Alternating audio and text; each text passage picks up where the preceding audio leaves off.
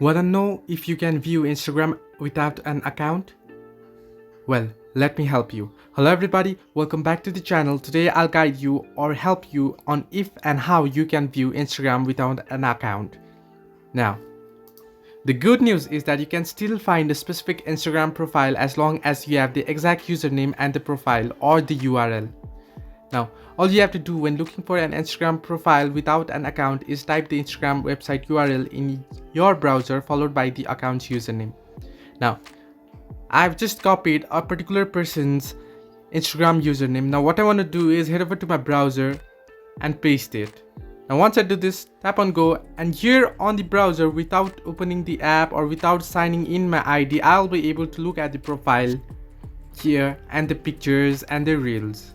So yes, you can view Instagram post without an account if you have an URL or an username. Hope this helped. Do like and subscribe, and do not forget to leave a comment down below if you have any further issues.